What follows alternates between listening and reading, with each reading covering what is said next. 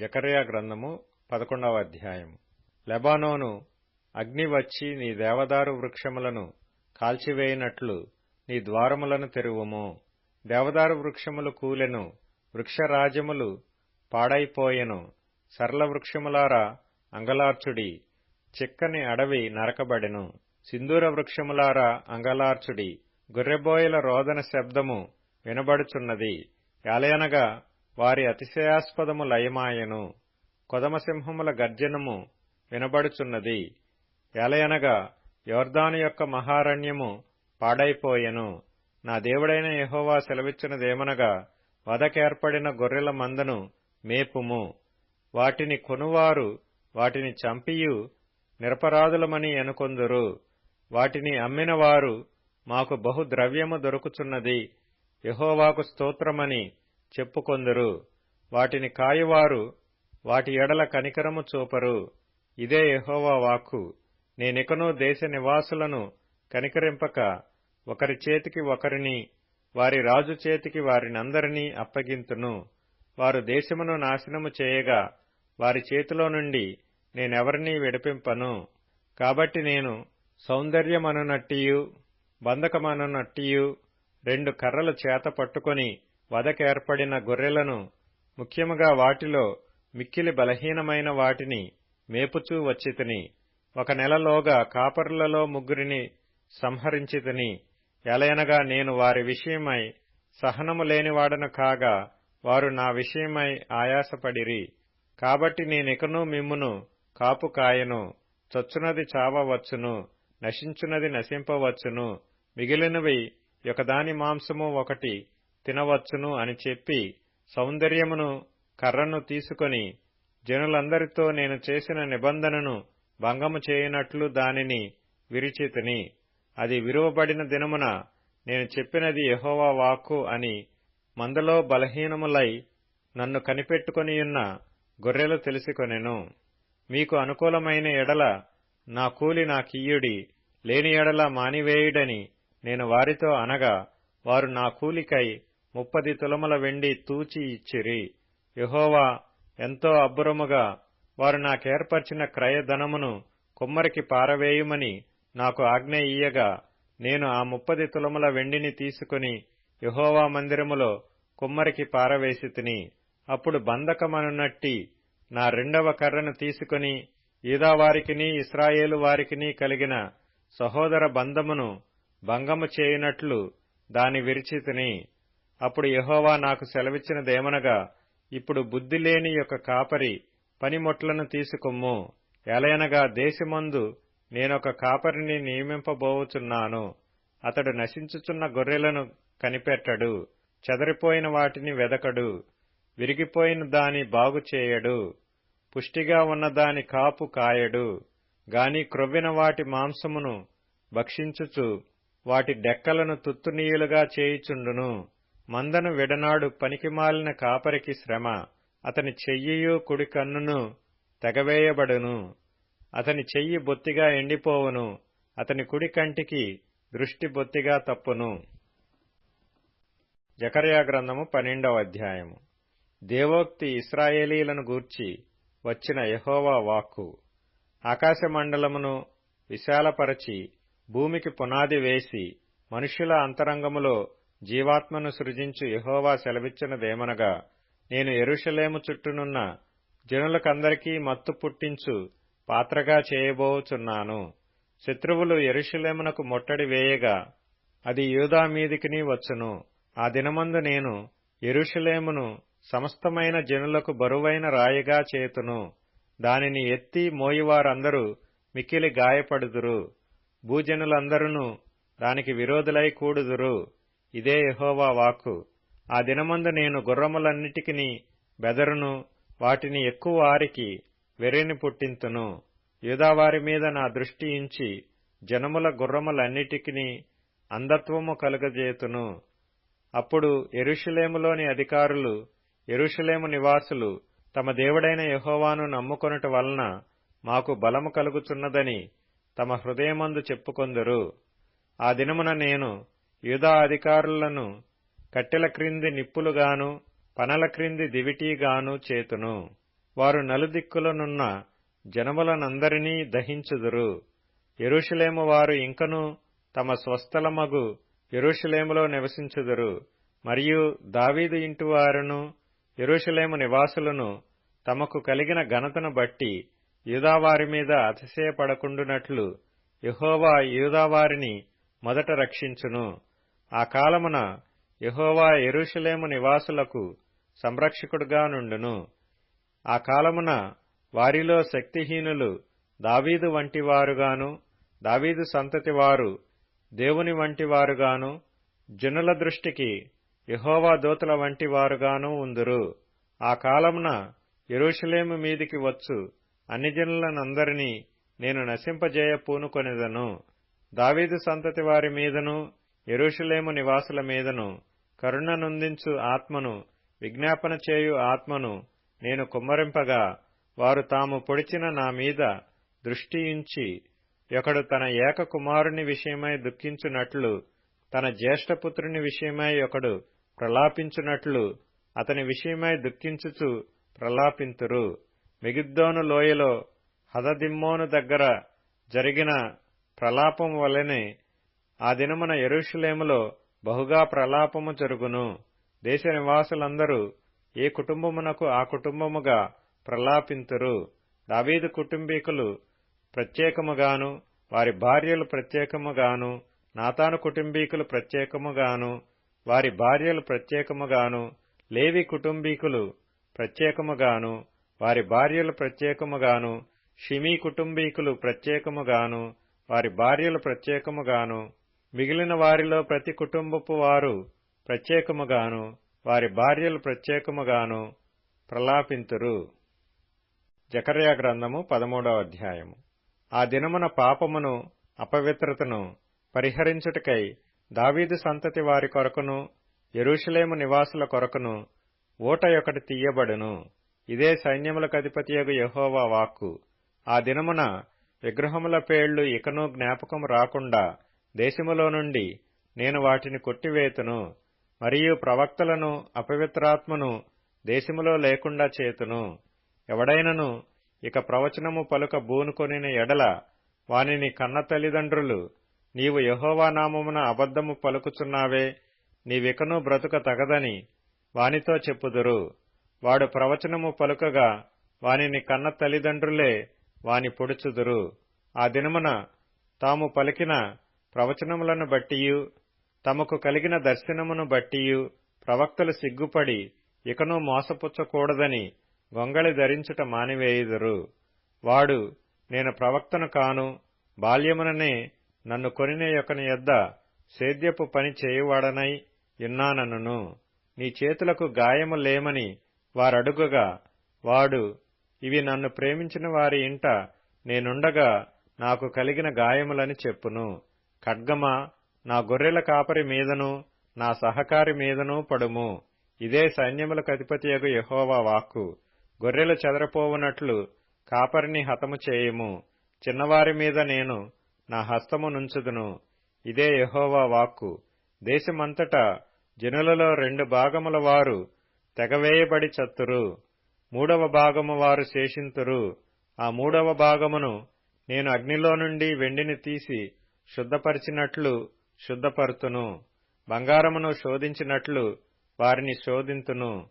వారు నా నామమును బట్టి మొర్రపెట్టగా నేను వారి మొర్రను ఆలకింతును. వీరు నా జనులని నేను చెప్పుదును, యెహోవా మా దేవుడని వారు చెప్పుదురు. జకర్యా గ్రంథము 14వ అధ్యాయము. ఇదిగో యెహోవా దినము వచ్చుచున్నది.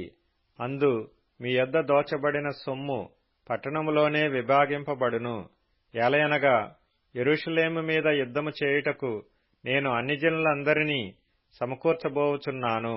పట్టణము పట్టబడును, ఇండ్లు కొల్లపెట్టబడును, స్త్రీలు చెరుపబడుదురు. పట్టణములో సగము మంది చెరపట్టబడిపోవుదురు. అయితే శేషించువారు నిర్మూలము కాకుండా పట్టణములో నిలుతురు. అప్పుడు యెహోవా బయలుదేరి తాను యుద్ధకాలమున యుద్ధము చేయు రీతిగా ఆ అన్యజనులతో యుద్ధము చేయును. ఆ దినమున యెరూషలేము ఎదుట తూర్పు తట్టుననున్న ఒలీవ కొండ మీద ఆయన పాదములుంచగా, ఒలీవ కొండ తూర్పు తట్టునకును పడమటి తట్టునకును నడిమికి విడిపోయి సగము కొండ ఉత్తరపు తట్టునకును సగము కొండ దక్షిణపు తట్టునకును జరుగును గనుక విశాలమైన లోయ ఒకటి ఏర్పడును. కొండల మధ్య కనబడు లోయ ఆజీలు వరకు సాగగా మీరు ఆ కొండ లోయలోనికి పారిపోవుదురు. యూదారాజైన ఉజ్జియా దినములలో కలిగిన భూకంపమునకు మీరు భయపడి పారిపోయినట్లు మీరు పారిపోవుదురు. అప్పుడు నీతో కూడా పరిశుద్ధులందరూ వచ్చెదరు. నా దేవుడైన యెహోవా ప్రత్యక్షమగును. యెహోవా ఆ దినమున ప్రకాశమానమగునని సంకుచితములు కాగా వెలుగు లేకపోవును. ఆ దినము ప్రత్యేకమైనదిగా ఉండును. అది యెహోవాకు తెలియబడిన దినము ప్రత్యేకమైనదిగా ఉండును. అది యెహోవాకు తెలియబడిన దినము. పగలు కాదు, రాత్రి కాదు, అస్తమయ కాలమున వెలుతురు కలుగును. ఆ దినమున జీవజలములు యెరూషలేములో నుండి పారి సగము తూర్పు సముద్రమునకును సగము పడమటి సముద్రమునకును దిగును. వేసవి కాలమందును చలికాలమందును అలాగుననే జరుగును. యెహోవా సర్వలోకమునకు రాజాయుండును. ఆ దినమున యెహోవా ఒక్కడే అనియు ఆయనకు పేరు ఒక్కటే అనియు తెలియబడును. యెరూషలేము బెన్యామీను గుమ్మము నుండి మూల గుమ్మము వరకును, అనగా మొదటి గుమ్మపు కొన వరకును, హనన్యేలు గుమ్మము నుండి రాజు గానుగుల వరకును వ్యాపించును. మరియు గెబ నుండి యెరూషలేము దక్షిణపు తట్టుననున్న రిమ్మోను వరకు దేశమంతయు మైదానముగా ఉండును. పట్టణము ఎత్తుగా కనబడును. జనులు అక్కడ నివసింతురు. శాపము ఇకను కలుగదు. యెరూషలేము నివాసులు నిర్భయముగా నివసింతురు. మరియు యెహోవా తెగుళ్లు పుట్టించి యెరూషలేము మీద యుద్ధము చేసిన జనులనందరినీ ఈలాగున మొత్తును. వారు నిలిచియున్న పాటుననే వారి దేహములు కుళ్ళిపోవును.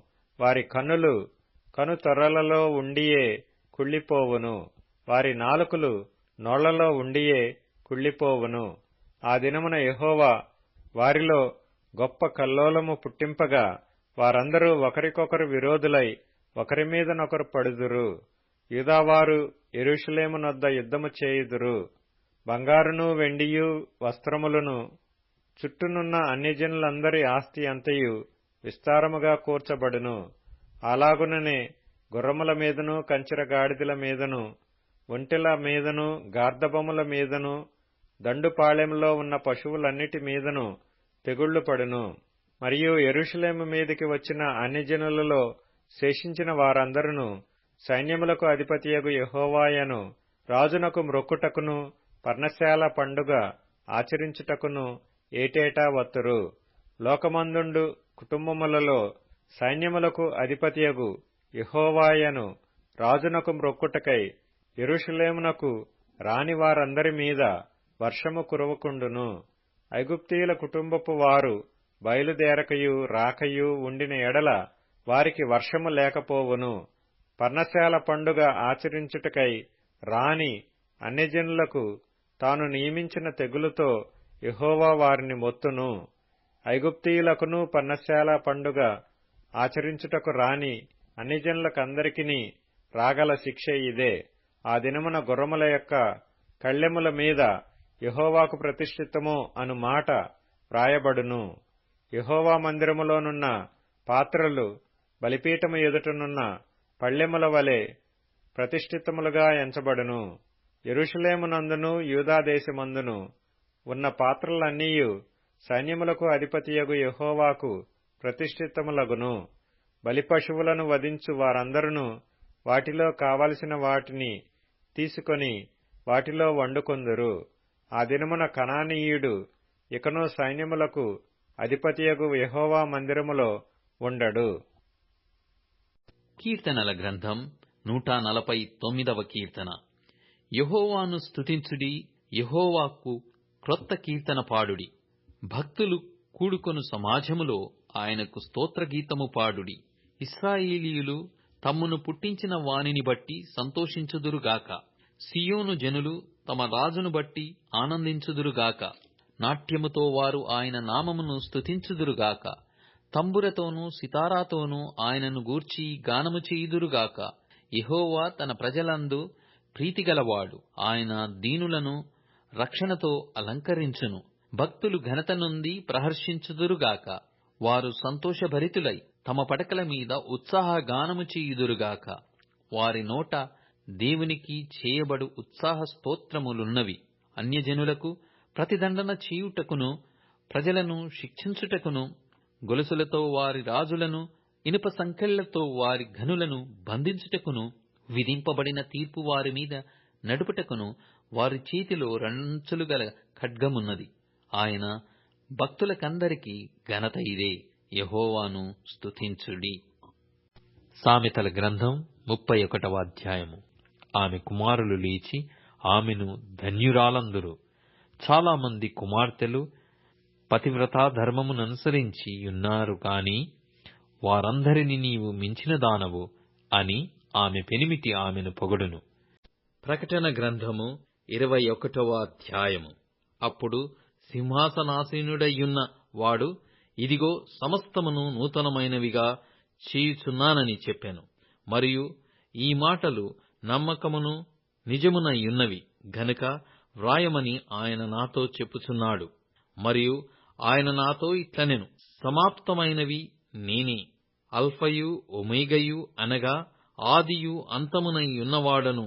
దప్పిగొను వానికి జీవము గల బుగ్గలోని జలమును నేను ఉచితముగా అనుగ్రహింతును. జయించువాడు వీటిని స్వతంత్రించుకొనును. నేనతనికి దేవుడనయ్యుందును, అతడు నాకు కుమారుడయ్యుండును.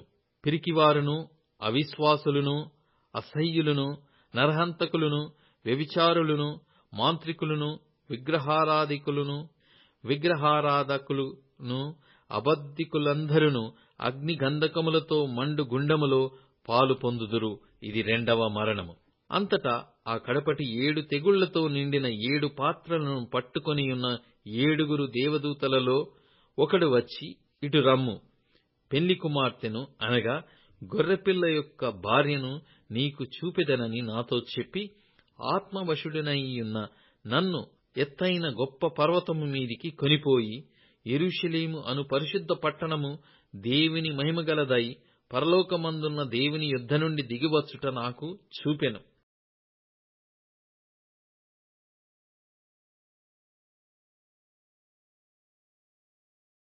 ఆ పట్టణమునకు ఎత్తైన గొప్ప ప్రాకారమును 12 గుమ్మములను ఉండెను. ఆ గుమ్మముల యొద్ద 12 దేవదూతలుండిరి. ఇశ్రాయేలీయుల 12 గోత్రముల నామములు ఆ గుమ్మముల మీద వ్రాయబడి ఉన్నవి. తూర్పు వైపున 3 గుమ్మములు, ఉత్తరపు వైపున 3 గుమ్మములు, దక్షిణపు వైపున 3 గుమ్మములు, పశ్చిమపు వైపున 3 గుమ్మములున్నవి. ఆ పట్టణపు ప్రాకారము 12 పునాదులు గలది. ఆ పునాదుల పైన గొర్రెపిల్ల యొక్క 12 అపోస్తలుల 12 పేర్లు కనబడుచున్నవి. ఆ పట్టణమును, దాని గుమ్మములను, ప్రాకారమును కొలుచుటకై నాతో మాటలాడు వాని యొద్ద బంగారు కొలకర్ర యుండెను. ఆ పట్టణము చచ్చవకమైనది. దాని పొడుగు దాని వెడల్పుతో సమానము. అతడు ఆ కొలకర్రతో పట్టణమును కొలవగా దాని కొలత 780 కోసులైనది. దాని పొడుగును, ఎత్తును, వెడల్పును సమానముగా ఉన్నది. మరియు అతడు ప్రాకారమును కొలవగా అది మనుషుని కొలత చొప్పున 144 మూరలైనది. ఆ కొలత దూత కొలతయే. ఆ పట్టణపు ప్రాకారము సూర్యకాంతములతో కట్టబడెను. పట్టణము స్వచ్ఛమగు స్ఫటికముతో సమానమైన శుద్ధ సువర్ణముగా ఉన్నది.